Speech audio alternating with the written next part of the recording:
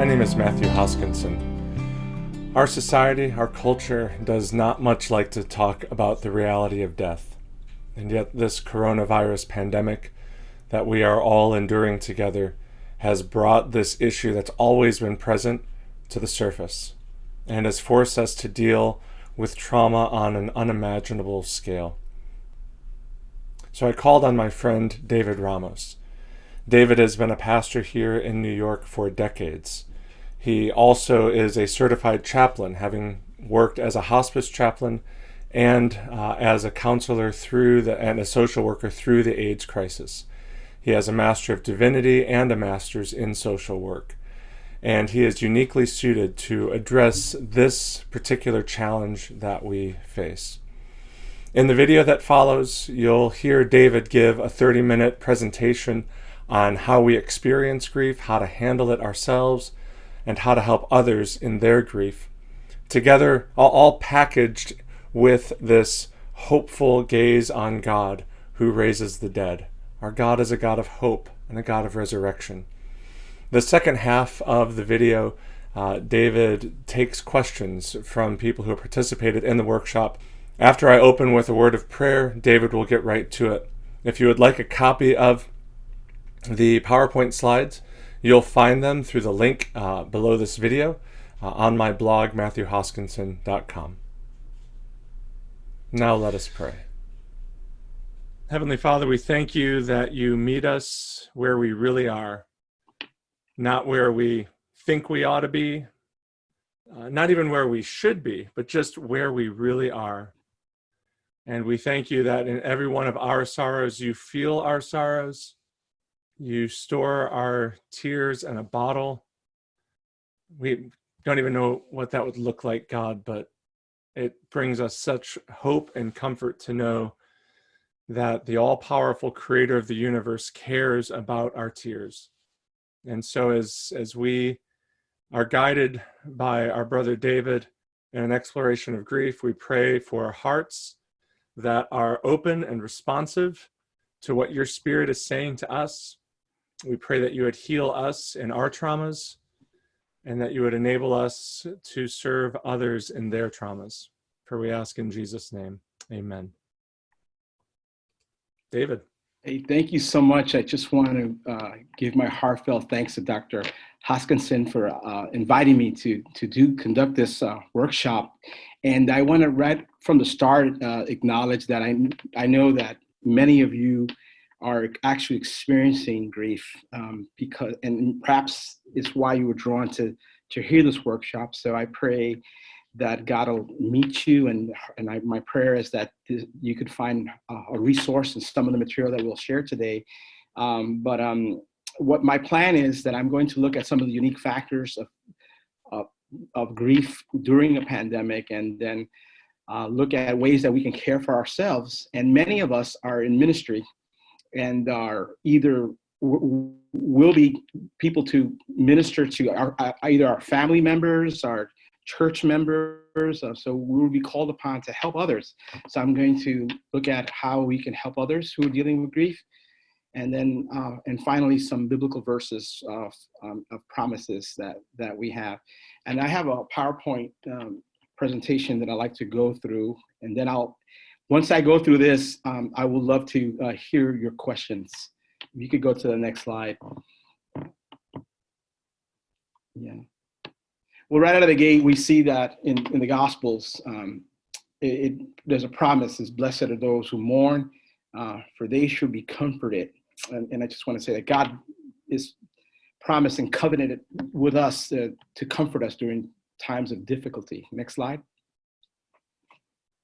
I want to acknowledge again the unique circumstances during the pandemic. It's creating a new context for people to comprehend death and grief. It's taking the lives of people that would not otherwise have died, and it's happening at such a scale. I wanted to also say that I was a social worker during the AIDS pandemic, and I worked as a hospice chaplain for 5 years. So I was around a lot of death, but never at this scale, never at this scale. People, and part of the cruelty of this pandemic is that people are dying alone. Their loved ones aren't there to be by their sides, to hold their hands.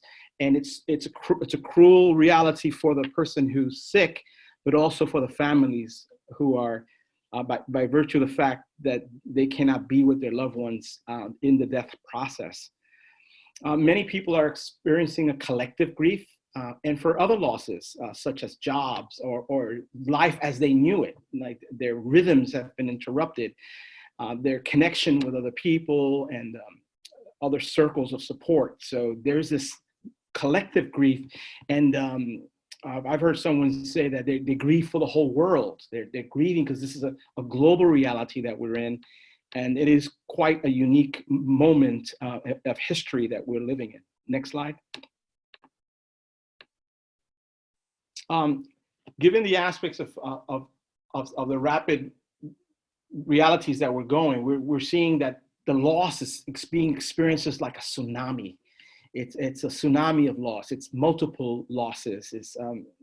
And people are feeling drowned by the reality of the pain that they're experiencing. When people feel lonely, and some people or many are single in New York City, it exasperates them in this process. They feel a sense of disconnection, and they also have a difficulty in naming what they're feeling.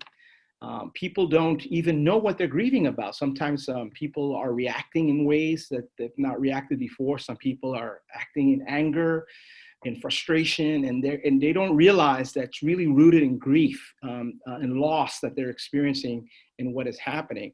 These profound changes are happening in their life, and there's in all the spaces and the routines that they're experiencing. And then the other thing is that we're struggling with a sense of loss of control. Here in America and a Western worldview, we have this notion of being in control of life. And when we are not in control, there's a sense of helplessness and of anxiety because we are not in control of our lives. Next slide. Grief is a multifaceted response to loss. Although it's conventionally focused on emotional response, it also has a physical, cognitive, behavioral, social, and philosophical dimensions. Physically, you could just feel tired. A lot of people say, I don't know why, I'm home all day and I feel so exhausted. Other people, they get into a notion of just being in a fog where they can't concentrate and they can't seem to focus. And that can be a source of that they're going through grief as well. Even the philosophical dimensions, one thing that I've mentioned before in the presentation I gave to CTC is that a lot of times we intellectualize what happens around us, and that can work for you or against you. So as people, we're meaning makers. So we tend to philosophize and intellectualize what's occurring, and that could help us create categories that help us deal with what we're struggling with. But it also could work against us because as we intellectualize, it could create barriers between us and others, with us and what is occurring, and also even barriers from ourselves, what keeps us from feeling the emotions we're feeling. So these philosophical dimensions play themselves out when we're dealing with grief. Next slide. Our response to loss is varied, and researchers have moved away from the conventional views that it moves in an orderly and predictable way. There are a lot of factors to consider, and our responses are influenced by personality, by family, by culture, by spiritual and religious beliefs and practices. For example, someone who's an introvert may not grieve the same way as an extrovert may grieve. Your family of origin has a notion of what is appropriate in grieving. Some cultures grieve silently, others are very dramatic in the way they grieve. So our culture has a big factor in how we grieve, and even spiritual and religious practices and beliefs. For example, some people have a theology that, oh no, God is with us, he's for us, he's always with us. And there's this triumphalistic notion of theology. And if someone begins to grieve, they say, oh no, you shouldn't feel that way. Where's your faith? and they begin to silence a person who's grieving, and then the person feels like I'm not being faithful to God because I'm grieving. So again, that the religious notion can play itself out. Other people have a theological, eschatological, theological rendering where this is judgment. And then because it's judgment, they enter to a sense of anxiety or fear because God is judging the world. This is a sign of the apocalypse. And again, they may enter to a different level of existential grief by virtue of the fact of what they believe. Next slide. Issues of personal faith and belief can be challenged. And some bereaved persons reassess their personal definitions in the face of great pain. It is not uncommon when someone goes through tragedy that their whole faith structure is called into question. And some people come out that storm stronger on the other side, and for others it collapses. There are people who cease to believe in God. I saw, if I'm not mistaken, my brother Scott Schwartz, I think he's on the line. Many people who went through the Holocaust, if you look at Viktor Frankl, their faith is what brought them through the Holocaust. And others, they say, I cannot believe in a God who would allow this. And they became atheists. So the shock and the trauma of what they grieved, it had a direct impact on their faith. Next slide. When experiencing grief, it's common to feel like you're going crazy, like you're unable to focus or concentrate. You can become irritable or angry, which we're hearing about. Sometimes a lot of people in quarantine are like snapping at each other. You're losing a sense of freedom. You're under stress, and people are acting out. You feel frustrated or misunderstood. Next slide. You may feel anxious, nervous, or fearful. You may want to escape. And I've heard people say, hey, listen, I'd like to move to another country. And some people did leave from New York, and they traveled to different states, fleeing the hotspot of New York City. People feel guilt or remorse, ambivalence, and even numbness, where it's almost like a defensive measure that your soul takes. When you're under a lot of grief, sometimes it's hard for you to handle so much that you become numb or disassociated from what's actually happening. Next slide. Researcher Dr. Elizabeth Kubler-Ross and others have pointed to sequential stages commonly referred to as a grief cycle. And many of you have heard this. It's denial, anger, bargaining.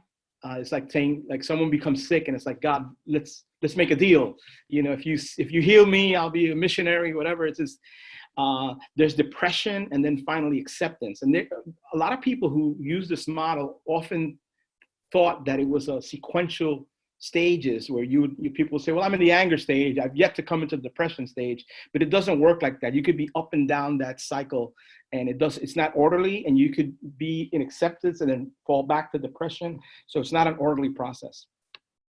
Next slide.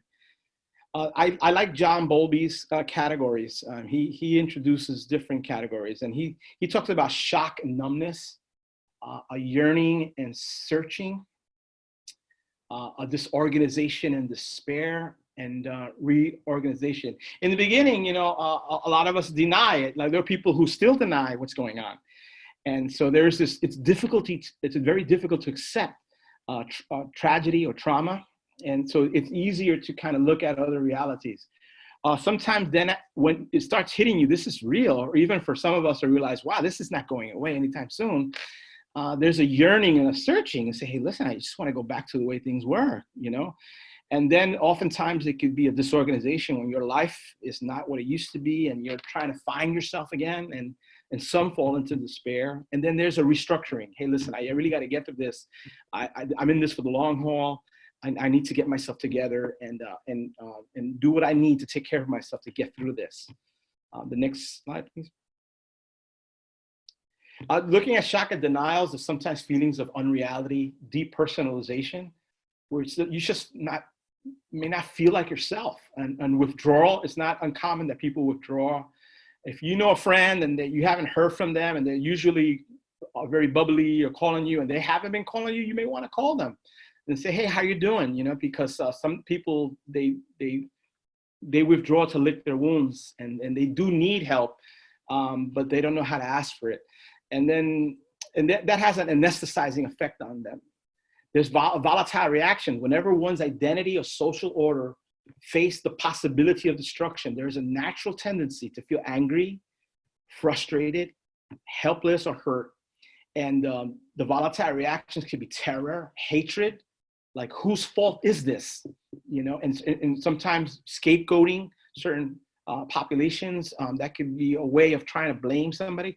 Resentment and jealousy, and often these are all experienced as manifestations of the trauma feelings.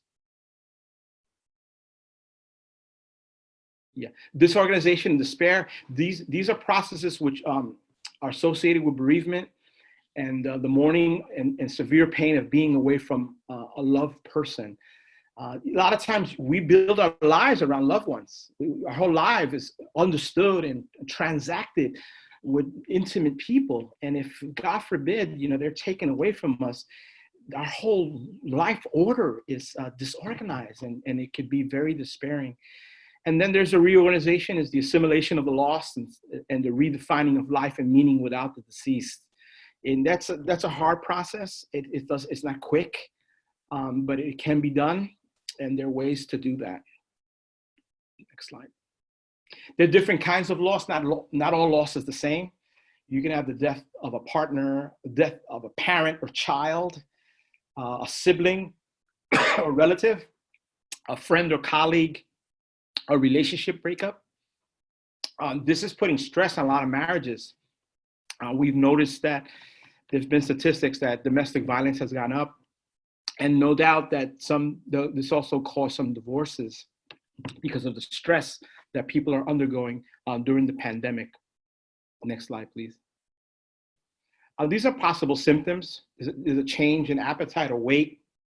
Sometimes food is, a lot of people anesthetize their feelings through food. It's comfort. So people are joking around how people are gaining weight during the quarantine. But a lot of times it's like, I want to feel better, so I eat. And then other people, they're like, I don't feel like eating at all. So you could lose weight or gain weight. Gastrointestinal distress, change in spiritual values, difficulties in sleep or fatigue. A lot of people that I know tell me they're getting up in the middle of the night, 2, 3 o'clock in the morning, they wake up and they can't get back to sleep. Poor concentration, mood swings or emotional outbursts. If you lose it, it may be that you're under stress and you are grieving. So be mindful of that. Also, to be patient with others. Someone may snap at you, and kind of remember, hey, listen, we're all going through something. Let's be patient. It may not be you, it's them, and they're trying to process a loss and grief and the things that they're suffering. Next slide. Irritability, as we mentioned, sleep disturbance, nightmares. People are having some nightmares and distressing thoughts, a sense of social isolation, severe anxiety, and an interesting one to notice, the change in sex drive. Some people, they just don't want to be touched, like they're grieving and I don't feel comfortable right now, and they lose a desire in sex. And others, it's the opposite. It's a hypersexuality, where just like food, sexuality is comforting. So what happens is that their sex drive may go up, so if this thing could cause conflicts in marriages, and it's a matter of just discussing with your spouse and saying, hey, listen, right now I don't feel comfortable. It's not you, it's me. I need some space. Or the opposite. Listen, I feel a sense of loss, and I feel sad, and I just need more comfort, and it's discussing and dialoguing that with your spouse. Next slide. So the difference between predictable losses, like those due to terminal illness, and sudden loss. And when you have a predictable loss, it gives you time to prepare for the loss. However, this creates 2 layers of grief. There's the anticipation of loss, and then there's a grief related to loss. So when you know someone is in the dying process, you're grieving 2 ways. You know that they're dying, and there's that part of it. And then there's the stage when they actually die. Now, if someone's in a car accident, you find out they got killed. There's a sudden impact and a tragedy to that as well. But the grief is different because people in the predictable loss are already suffering, sometimes lamentably a long process of the grief process. Next slide. How can you cope with grief? Well, you could talk to family and friends. I would encourage you, if you have good friends, talk even if you're not in the mood to, because a lot of times you're not in the mood to talk. You don't want to pick up a call, and you do so, and you realize, well, I really needed this call. So it's important to try to stay connected to people that you love, even though when you're not feeling it. Seek counseling. I know sometimes that's difficult because sometimes people feel embarrassed or they feel like maybe it's a form of weakness. No, it is not. Seek people that you could say, listen, I'm going through a difficult time, or listen, I just want to talk to you about what I've been experiencing. And being able just to share it is really alleviating. Read poetry or books, engage in social activities when you can. Obviously, under this condition, it's different. I did go hiking with a friend. We kept our social distance, but we hiked together, even though it was apart. So we were able to find a way to do something together. Exercise, that's a biggie. That's the natural endorphins that people have. I think trying to situate exercise into your daily routine is very important. Eating right, some good foods, eating clean. It helps you process and it helps you in your nutrition, and all that's very, very important. Seek spiritual support. There are wonderful pastors and chaplains and people who who are connected to God, who will be able to listen attentively and lovingly in your time of need. Take time to relax. A lot of people, I cannot tell you that they're trying to move away from their grief. Well, what they do is they watch TV all day, and they're into the night, and they're not sleeping correctly.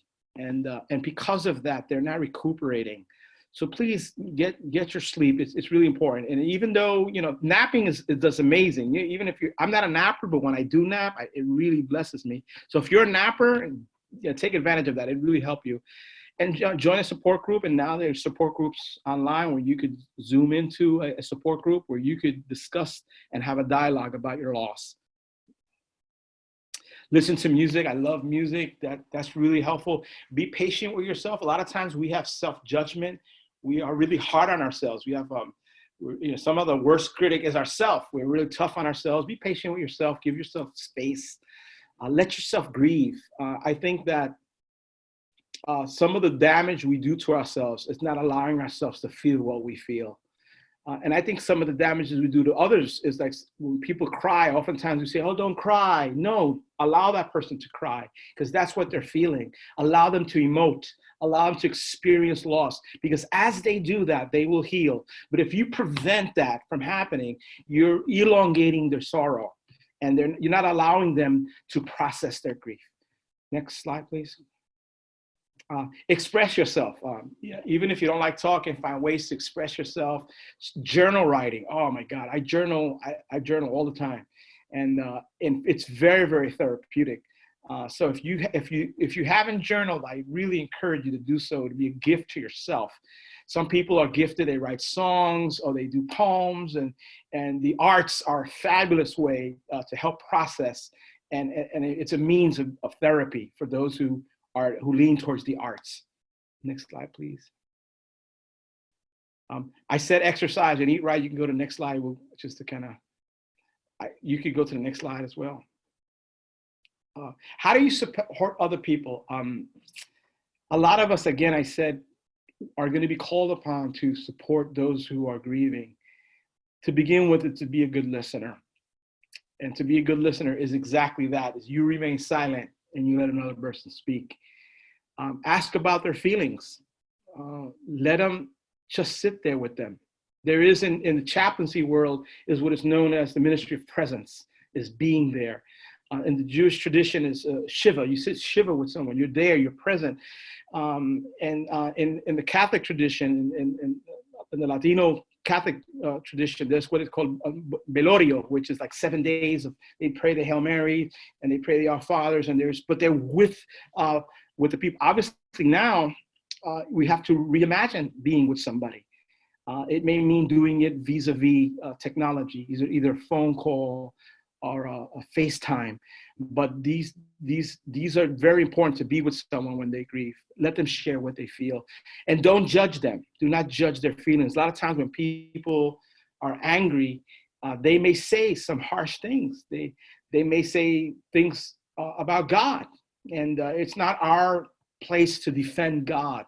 And let them emote and let them share their volatile feelings, because this is part of their process and it's part of their unique idiosyncratic way of responding to grief. Next slide. Sometimes remembering their loss, making the phone call, acknowledge their pain. I remember in chaplaincy school, they kept saying, acknowledge, acknowledge, acknowledge. So if you hear it could be something simple. Hey, listen, I saw you were very quiet. Or I see your tears. Or, hey, you know what? When you said that, I kind of, are you okay? Because I just, like following up and remembering their loss and just doing those follow-up questions allows them to come out of themselves, and they'll feel like there's someone who really cares, someone who really wants to know, and therefore they'll share their loss. Like I said, let them be sad, be available when you can. Never minimize anybody's grief. Like sometimes people say, oh, you're overblowing this, or, it's about time. Like sometimes people think you've grieved long enough. Who are we to determine someone's length of time? Everyone is different. Some people enter what is known as complicated grief. And for us to say, you should go do something happy, or let me do some jokes. So sometimes people say, let me do some jokes to make you feel happy. It could be a form that could be interpreted as you're minimizing their pain. So be very sensitive with that. People who are grieving often feel isolated or lonely. This is very interesting. Soon after the loss, social activities and support from others decrease.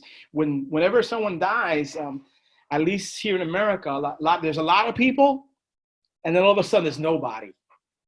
So the beginning, people get calls and everything, but then you give that like a month or so, and then people are off to the races. They're doing their own life, and oftentimes it's like that 3-month period. Somewhere like after the death is when it really hits, because in the beginning they're in shock. So it's oftentimes good to kind of follow up with someone after a period of time, because that's when they're really starting to experience the emotions. Next slide. People who are grieving are likely to fluctuate between wanting time to themselves and wanting closeness with others. So it's like an according effect. If someone is grieving and they don't want to be around you, give them the space. It's their way of grieving, and then, but it's not bad to check. You can say, hey, listen, I just want to check with you. Are you okay? I don't want to intrude on you, but I also want you to be aware that I'm here for you. So you're acknowledging their need for space, but you're also saying, hey, I want to be here. So it's communicating both, and then they'll let you know when it's good, but it's good to check with them, and they'll let you know whether or not it's a good time to talk or not. They may want to talk their feelings, and showing concern or thoughtfulness about a friend shows you care. A card, a food. Now, my wife and I, we were caught in Hurricane Maria in Puerto Rico. We were stuck.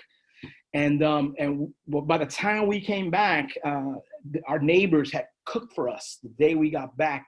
And that was such a beautiful sign of love that they showed us, that they cooked for us, So little things can demonstrate your love for them. It's better to feel nervous and awkward when speaking with someone than not to speak at all. A lot of times people say, well, I don't know what to say. And it's okay. It's to not know what to say. But again, sometimes just being there is better, because they know that you're present. You don't have to have the right quote things to say, but it's important not to say the wrong things. And some of the wrong things may be, I know what you're feeling. You don't know what they're feeling. So a common mistake people say is like, oh, I know how you feel. No, you don't know how they feel. Some people really get offended by you telling them that you know how they feel, because everyone grieves differently and you don't know the details of their sorrow. Next slide. It is important to note that the grief process is not linear, but it's often more expressed in cycles. When my mother died, I remember like I was fine at some point, and then I could be driving and boom, all of a sudden, it was like somebody mugged me, and emotionally I was lost. And then I would be okay, and then boom, I got hit by a memory of something, and it was like a roller coaster. So it's cyclical. You could be fine and then go back, go fine and go back. Grief is sometimes compared to climbing a spiral staircase, where things can look like you're going around in circles, but you really are making progress. Patience with the process and allowing feelings to come without judgment can help. If you feel stuck in your grief, talking to a counselor or a supportive person may help you move forward in the healing process. Next slide. While many who grieve are able to work through their loss independently, assessing additional support from professionals may be a good thing.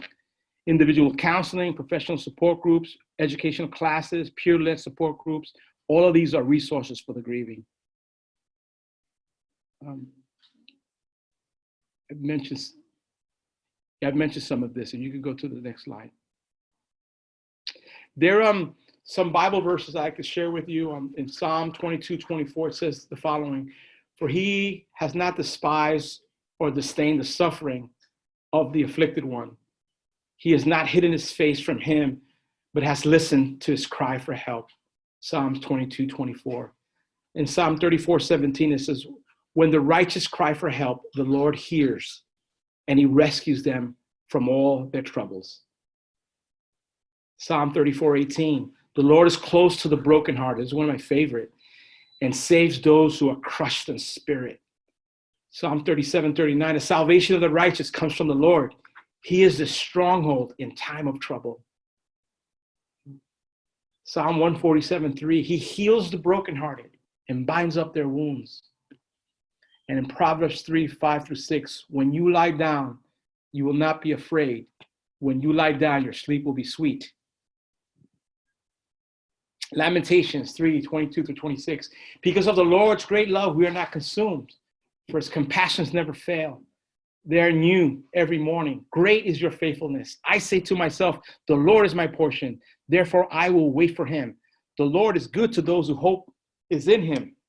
To the one who seeks him, it is good to wait quietly for the salvation of the Lord." And the famous passage, Matthew 11:25-30, "Come to me, all you who are weary and burdened, and I will give you rest. Take my yoke upon you and learn from me, for I am gentle and humble in heart, and you will find rest for your souls, for my yoke is easy and my burden is light." And then to end with a book of Revelation, it says, "He will wipe every tear from their eyes. There will be no more death or mourning or crying or pain, for the old order of things has passed away, for the glory of God." Amen. And then finally, I just want to share with you some resources. Here at City to City, we have our partner organization, which is a Redeemer Counseling Center, and is a Christian-based counseling center, but they don't just counsel Christians. So it's a wonderful resource, and they have a sliding scale. So if you need some support, I would encourage you to contact the counseling center there. And there's some website. There's centerforloss.com and grief.com, which are both full of different resources and books and blogs that can help you with grief. Some of the classic books on grief is C.S. Lewis's A Grief Observed, and his other book, A Problem of Pain. And an author, David Kessler, he wrote a book called Finding Meaning, The Sixth Stage of Grief. He talked to the Elizabeth Kubler-Ross's family, and through his research, he said that it was never really Elizabeth Kubler-Ross' intent for acceptance to be the last stage. And they agreed, and they went on to this this issue of meaning making, which is very fascinating. And then finally, talking about C.S. Lewis, his film, the film on the life of C.S. Lewis called Shadowlands, is a wonderful film to watch to see a person going through the process of grief. So if you have time, you could watch that film. It's very, very wonderful, insightful. And Anthony Hopkins plays C.S. Lewis. It's a powerful film to watch and observe and to learn from. At this point, I want to just open it up for questions that I could address or comments. Okay, let me look at the chat box. Maybe what we can do, first of all, David, thank you. That was amazing. Better the second time somehow. So thank you very much. You know, I didn't plan it this way, but it occurred to me earlier today. My sister passed away 3 years ago today. Wow. And you know, she was 45, had battled cancer most of her adult life, and we thought we were going to lose her many times in her last 3 years. She would kind of come up and go down and come up and go down. And my family here in New York saw her about 6 weeks before she passed. She was on one of those up trajectories. We had a great visit. The older kids got to see her in the rehab center. And then like 2 weeks later, she was on hospice. And so even like hearing you talk through all of this has helped me on this day as I've been reflecting on my sister's life and all that she's meant to me over the years. Yeah, it's just been really, really helpful. So thank you, brother, for sharing. Well, thank you so much, Matthew, for sharing, you know, something so intimate and personal. I'm sorry for the loss of your sister. And, you know, the fact that we're even talking about this on the anniversary date is really profound. And the peace of God be with you and your family as you continue to memorialize her life and her legacy. Thank you. Thank you, my brother. Thank you. Maybe let's use the raise hand feature. If you have a question or a comment that you want to share with David. I can't remember where it is. Is that under reactions? Yeah. No, that's a thumbs up. I have a chat. Oh, perfect. Go for it, man. In the chat box, I have Bishop Roque. Let me just yeah, go ahead and start he there. says that the city is grieving now over the suicide of an ER doctor. Was this from compassion grief or something else based on what you know? Secondly, can you send your PowerPoint to the attendees? Yes, I will send the PowerPoint. Well, Matthew already has it, and he could forward that to all of you. So yes, absolutely, you can have it. And you know, I read the article on the ER doctor, and it was a great tragedy to hear that. I think everybody felt that. And you know, people have a particular disposition or a constitution, and if you're very, very sensitive, and not even if you're just sensitive, it wore her down. It seemed, from what I heard, because the family members said it. I think the father said that she gave up, and so it's very interesting because we're watching the news, and we are distant from it, but for people who are watching this, like on the ground level, this is extremely traumatic. This is like, you have doctors and nurses say, I've never been afraid, and I'm afraid now. And then, like this recent article about the 60 bodies in front of a Brooklyn funeral, like these numbers are incredible. So to see that type of trauma again and again at that scale, it just had a deep impact on this woman, and lamentably she found her way out. She decided to commit suicide to end her pain. And so again, thank you for that question, Jonathan. I don't know, other than what the father said, that it did seem like something like she was overwhelmed by just the pain of everything she witnessed and experienced day to day. There's another question. what are some tools that we can use, ways to support those grieving loss, loss of jobs, plans, graduations, life events, weddings, loss of relationship, like not as big as death, but that heaviness of normal being taken away. Absolutely. And I'm glad you mentioned that, Evita. Evita, God bless you. I see you. The grief is not just death. It's the loss of a job, loss of an opportunity, loss of a pet, divorce, intimate relationship. All of those are realities. And there is people who said, man, I really wanted to graduate this year, and I don't know when I'm going to graduate. Some people create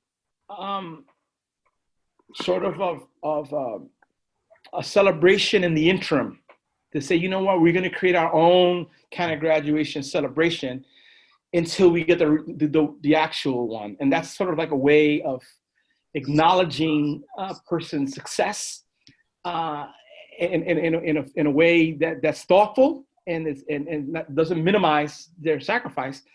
But that's one way of having sort of like a celebration among peers and friends. Let me see, you mentioned several, the graduation, jobs. Oh God, that is scary to lose a job when, how many million, we're up to what, 31? I saw this morning, the numbers are incredible who are on unemployment. So that's extremely frightening. And I think that this is important. I was on a training this morning with our other colleagues on the faith and work side, and they were talking about disruption in the workforce and how you have people who have means and they go through disruption, but you have people who are in survival mode. So you have different categories of people. So what needs to happen is that in church particularly is that those who have some means are aware to try to support those who are in survival mode, who lost a job and maybe need to pay the rent or trying to get some food shopping. So that's one way of mobilizing, helping those people who have lost their jobs. And for some, when you lose a job, depending on where you are in the life cycle, sometimes it's really hard to get a job at a certain level that you were making again, and particularly in a climate like this. So acknowledging the loss and trying to support someone through that time. Let me see. Hang on one second. Scott, do you have a question? Okay, sorry, you're unmuted there for a minute, so I didn't know if you're about to ask a question. One that was sent privately, Stephen, who's on the call, is a pastor, and he's asking, will our healthcare professionals need more than just grief counseling? It seems their trauma will likely require some counseling from mental health professionals beyond the norm. What are your thoughts about that? And particularly for those on the call who are ministry leaders or church or pastors, as they're thinking and praying for their doctors and nurses and ER workers and EMTs and lab techs and all of them, like how should they be thinking about this kind of post trauma situation for them? Yeah, that's a good question. There are levels of grief. You have anticipatory grief, you have complicated grief, compound grief. So compound grief is grief upon grief. You're grieving multiple things. Complicated grief is grief that is prolonged and doesn't seem to find resolution. And obviously there's this post-traumatic stress disorder where, and this is, if you hear people, they're comparing this to war. I had a friend who was a military chaplain, and then he said that he was assigned to a hospital. And he said that while other people who were on the field would see someone get killed, lamentably for him, they would take all the bodies to the hospital. So he would see all the people who got killed around the region. So his trauma was more on the amount of death that he saw and graphically. So he had a level of PTSD. I think that that there's some, not all, healthcare professionals will have PTSD for sure, and they some may need to take a break from the field and maybe find another line for a while, or maybe a work that is not a frontline work. Maybe it's working in the medical field, and as they process what they went through. But yeah, you're absolutely right. Some will need some deeper psychological support with regards to post-traumatic stress disorder.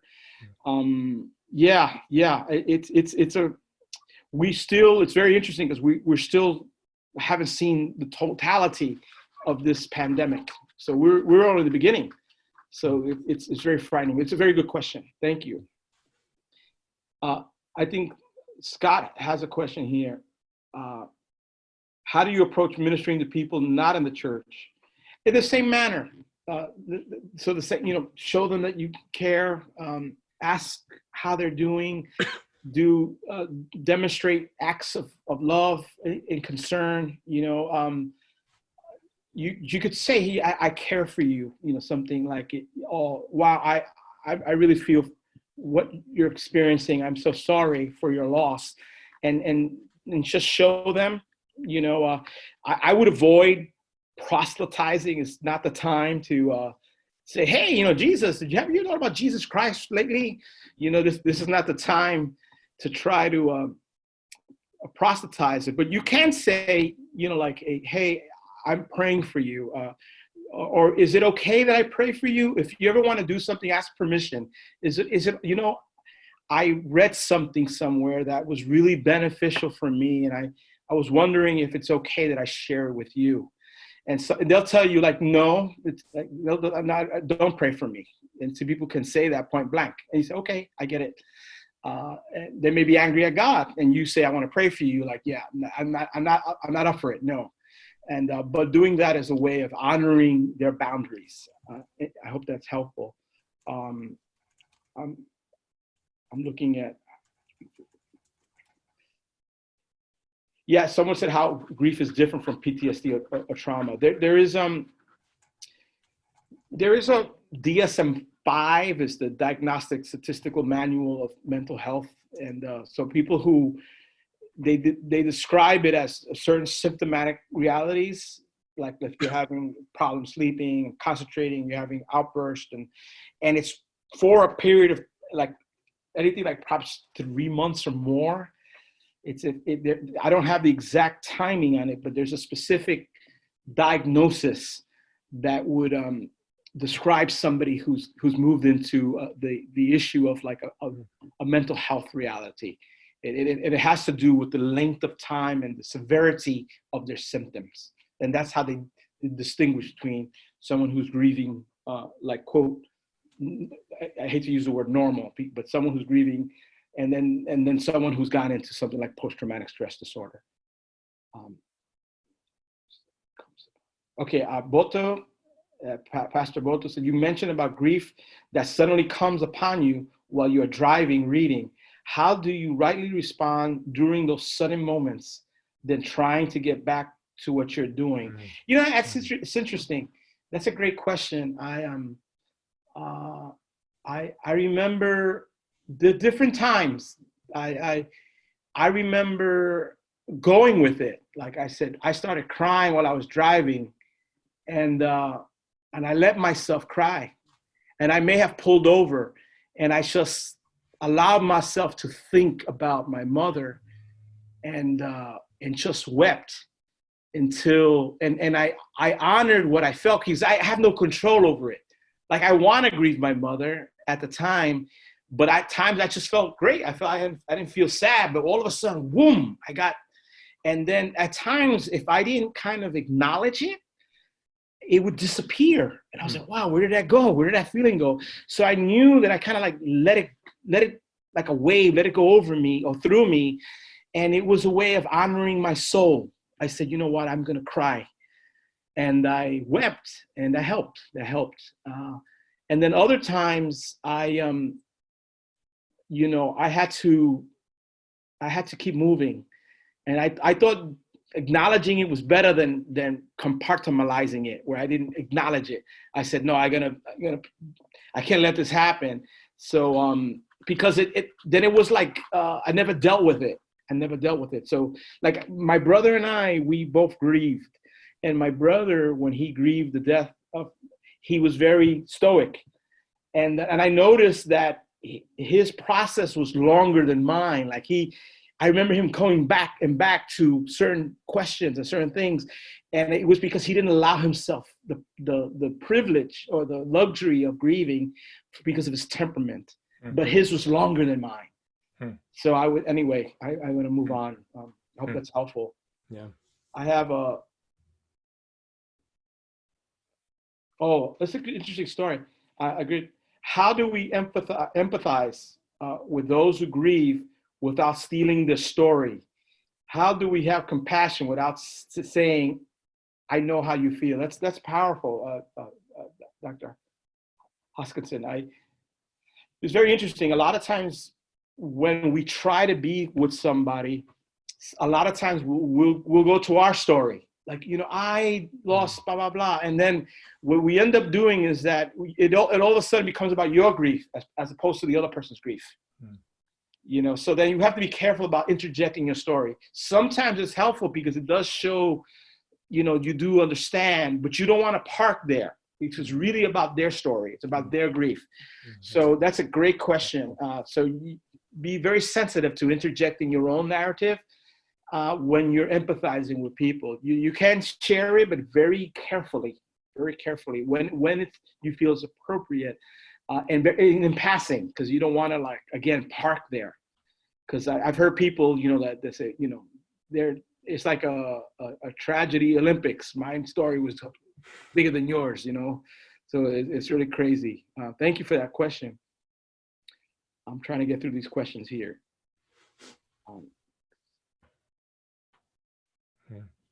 I'm sorry, I'm trying to scroll down here, brother. Okay, can you speak more about the grief in marriages? Can the grief come when couples are still untied? I'm sorry, are still united and not just in separation? Oh, absolutely. What happens is very interesting. A lot of times when there's a death of a child, sometimes marriages don't survive. And part of the problem with that is that people grieve differently. And then sometimes people may judge another person's grief, like you didn't grieve enough, or you weren't there enough, or they don't understand, or they can't seem to be able to accompany the other person in their grief. And that ends up creating a wall as opposed to a shared experience where we grieve together, then we grieve separately. And that grieving separately can solidify into being experience of we're living two separate lives. And then if that happens, it can lead to the fraying of a marriage. And that's how comes sometimes the death of a child, some people experience divorce. So I think that being able to share with one another, being able to speak honestly and to listen and not judge another person.